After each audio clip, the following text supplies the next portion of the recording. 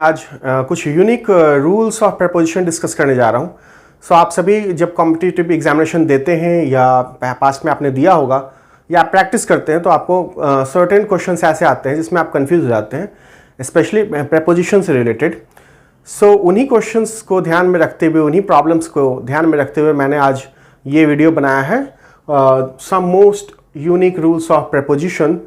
Some unique rules of proposition मैं discuss करने जा रहा हूँ और ये वीडियो मैं पार्ट 1 बना रहा हूँ। इसका सेकंड पार्ट भी मैं बनाऊंगा जिसमें मैं फर्दर रूल्स को डिस्कस करूँगा, सो दैट आपकी जो प्रपोजिशन के ऊपर कमांड है, ये जनरल रूल्स नहीं है, ये ऐड इन और वाला प्रपोजिशन नहीं है, ये थोड़ा सा रूल जो है बिल्कुल डिफ़िकल्ट रूल है जो कि कॉम्पिटिटिव एग्जामिनेशन में मोस्टली पूछे जाते हैं।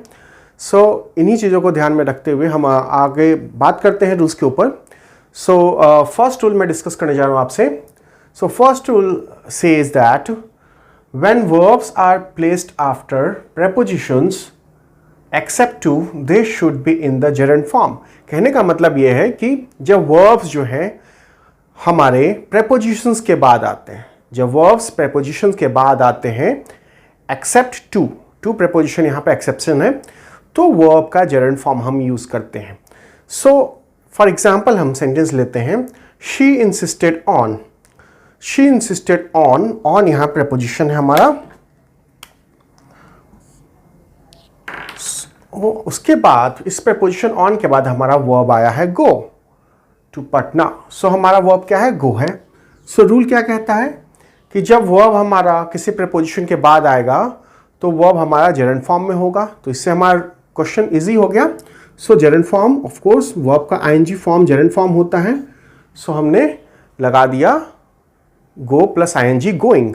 She insisted on going to Patna. I hope ये क्लियर है आपके लिए। नेक्स्ट चलते हैं, सेम टाइप के क्वेश्चंस को बनाने की कोशिश करते हैं। I do not believe in waste time. सही आंसर क्या होगा? क्योंकि इन यहाँ पर प्रपोजिशन है, उसके बाद हमारा वर्ब आया है वेस्ट। वेस्ट का आईएनजी फॉर्म यानी जेरंड फॉर्म लगेगा। आई do not believe in wasting time हो जाएगा। नेक्स्ट चलते हैं, ही इज कॉन्फिडेंट ऑफ यहाँ प्रपोजिशन है, पास यहाँ वर्ब है। ही इज कॉन्फिडेंट ऑफ, ठीक है, पासिंग द एग्जाम, क्योंकि आईएनजी फॉर्म आएगा पास का। Passing the exam. He is confident of passing the exam. And next question पढ़ रहे हैं, ही इज एडिक्टेड टू। क्या होना चाहिए? एडिक्टेड टू, यहाँ पर टू प्रपोजिशन है, उसके बाद वर्ब आया है। He is addicted to gambling. Gambling, he is addicted to gambling. इसी तरह के क्वेश्चंस को आप जब बनाएंगे तो आपको ध्यान रखना है कि प्रपोजिशन क्या आ रहा है और उसके बाद वर्ब है। प्रपोजिशन है, उसके बाद वर्ब है, तो वर्ब का आईएनजी फॉर्म यानी जेरंड फॉर्म यूज करें। एक्सेप्शन हमारा टू है, यानी टू के बाद जब वर्ब आएगा तो आईएनजी फॉर्म में नहीं आएगा। आप और एक्सरसाइजेस इसी तरह का प्रैक्टिस करेंगे तो उस पर कमांड हो जाएगा, और इस वीडियो को आप पॉज करके देखेंगे सो दैट आप कॉन्सेप्ट की क्लैरिटी रखें। हम आगे दूसरे रूल की तरफ बढ़ते हैं। सेकंड रूल कहता है, we place proposition after object. Sentence में जब ऑब्जेक्ट है उसके बाद हम प्रपोजिशन प्लेस करते हैं। इसमें यूनिक क्या है? क्योंकि जो हम प्रपोजिशन है जनरली ऑब्जेक्ट से पहले प्लेस करते हैं। जो हमारा ऑब्जेक्ट होता है सेंटेंस में, उससे पहले हम प्रपोजिशन को प्लेस करते हैं। बट यहाँ पर एक्सेप्शन है, या यूनिक रूल कह सकते हैं कि क्या है कि हम ऑब्जेक्ट के बाद प्रपोजिशन को हम प्लेस करेंगे। कब करेंगे? फर्स्ट केस है when the object in the interrogative pronoun is understood. Interrogative pronoun में जब ऑब्जेक्ट हम समझें कि वो है, किसी भी इंटरोगेटिव प्रोनाउन को हम समझें कि ये हमारा ऑब्जेक्ट है। इंटरोगेटिव प्रोनाउन क्या होता है? आई होप आपको क्लियर होगा इंटरोगेटिव प्रोनाउन क्या होता है। Who, whom, what, okay. जो भी प्रोनाउन क्वेश्चंस बनाते हैं वो इंटरोगेटिव प्रोनाउन होते हैं, okay. Who, whom, what, where, what, okay. Where भी हम यूज कर सकते हैं। what तो हमने यूज कर लिया। ये हमारा इंटरोगेटिव प्रोनाउन है। जब इंटरोगेटिव प्रोनाउन ऑब्जेक्ट की तरह काम करेगा, ऑब्जेक्ट, आई होप आपको ऑब्जेक्ट समझ में आता है सेंटेंस का। सब्जेक्ट का ऑब्जेक्ट क्या होता है?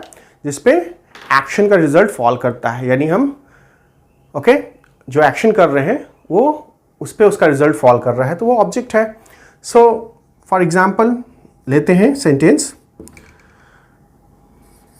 Who are you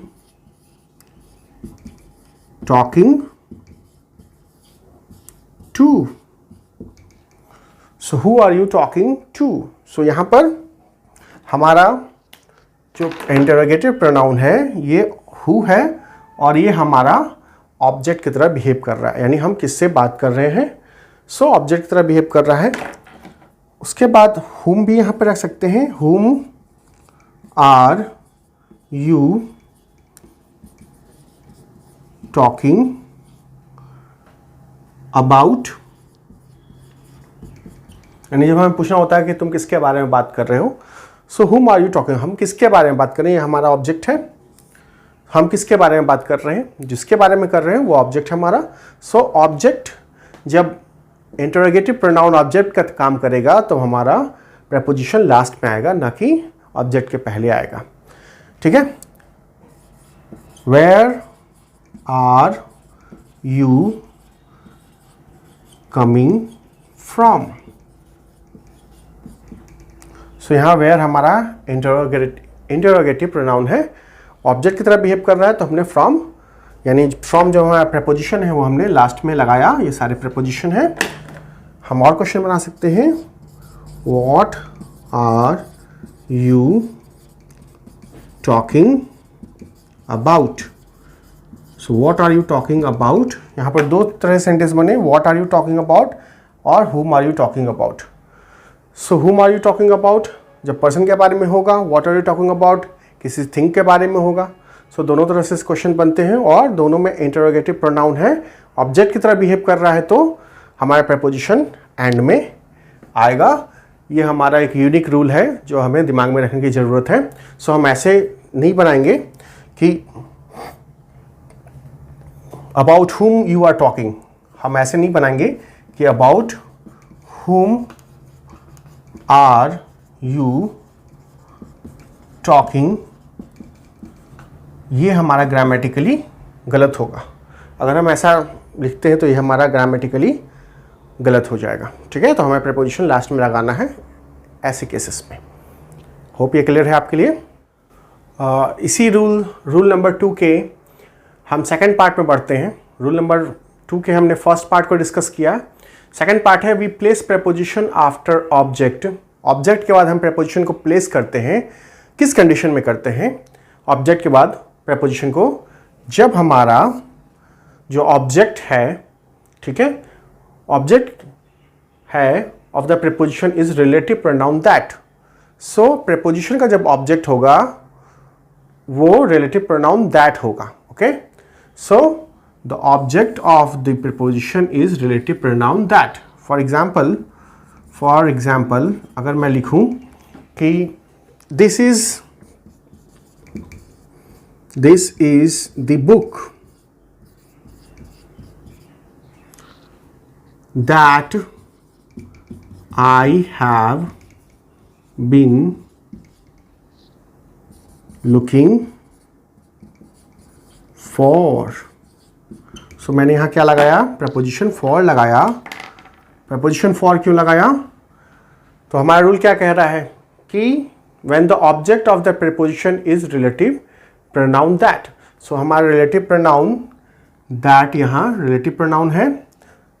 I hope आपको रिलेटिव प्रोनाउन पता है। रिलेटिव प्रोनाउन दो क्लॉजेस को जोड़ता है। सो यहाँ एक क्लॉज ये है और दूसरा क्लॉज ये है, बीच में एक प्रोनाउन आया है जो कि रिलेटिव प्रोनाउन है, दोनों को रिलेट कर रहा है। सो कौन सी बुक को मैं खोज रहा हूँ वो रिलेटिव प्रोनाउन बता रहा है। So this is the book that I have been looking for. So हमारा फिर से रूल में दोहरा रहा हूँ, the object of the preposition is relative pronoun. So preposition, ठीक है, ये है हमारा प्रीपोजिशन। सो इसका ऑब्जेक्ट क्या है, दैट है। Okay, so object of preposition is relative pronoun that. So हम वहां पर प्रीपोजिशन का यूज करेंगे। So this is the book that I have been looking for. Okay, दूसरा एग्जाम्पल ले सकते हैं, एग्जाम्पल 2 हम ले सकते हैं यहाँ पे। This is the cat that she always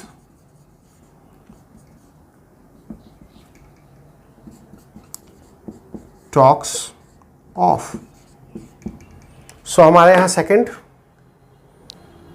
example में हमने देख लिया कि दो क्लॉजेस दैट से जुड़े हुए, यानी दैट रिलेटिव प्रोनाउन है।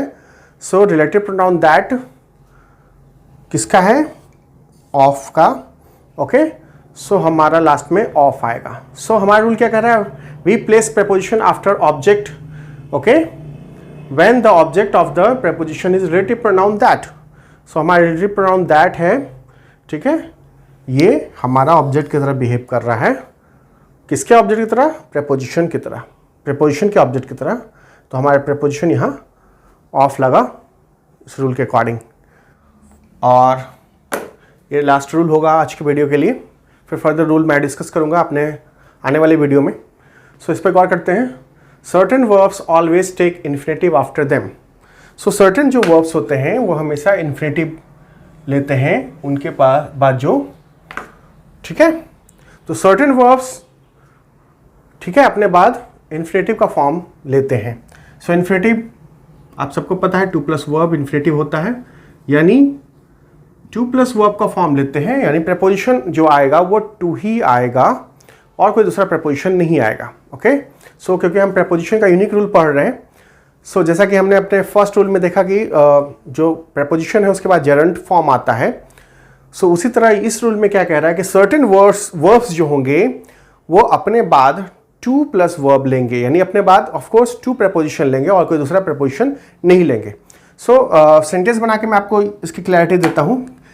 जैसे सर्टेन वर्ब्स जो हैं वो क्या क्या वर्ब्स हैं? Advise, decline, expect, hope, incline, intend और भी बहुत सारे दूसरे वर्ब्स हैं जिसको मैंने यहाँ लिखा नहीं है, कभी किसी वीडियो में मैं डिस्कस कर लूँगा। सो कुछ वर्ब्स का मैंने एग्जांपल दे दिया है, मैं सेंटेंस के थ्रू आपको एक्सप्लेन करता हूँ कि कैसे ये फॉलो होता है। सो सपोज कीजिए मैं सेंटेंस बना रहा हूँ। फर्स्ट एग्जांपल है, my father advised me to take rickshaw to school.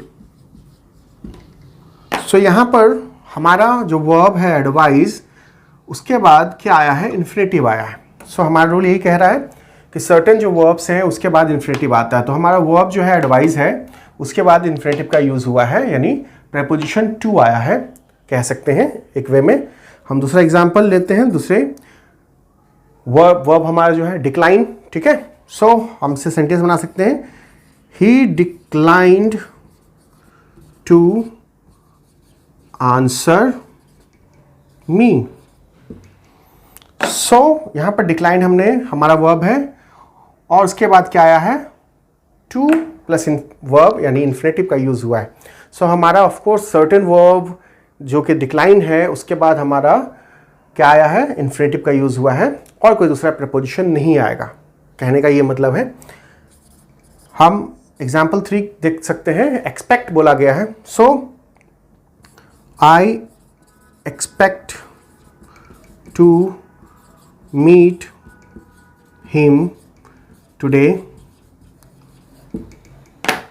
So यहाँ पर expect जो वर्ब है हमारा, उसके बाद इन्फिनेटिव आएगा। सो to meet आया।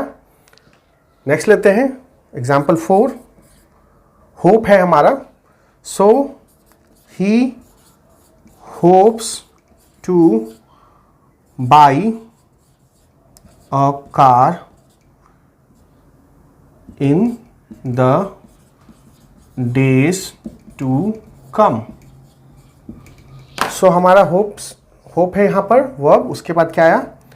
इन्फिनेटिव आया। सो ये रूल है। और भी सारे वर्ब्स हैं जिसको मैंने मेंशन नहीं किया यहाँ पे, ठीक है। सो आज के लिए इतना ही। आप मेरे चैनल को सब्सक्राइब कर लीजिए सो दैट आने वाले वीडियो का अपडेट नोटिफिकेशन आपको मिलता जाए। और अगर वीडियो पसंद आया तो लाइक कीजिए, अपने फ्रेंड्स के साथ शेयर कीजिए। Thank you for watching. Bye bye.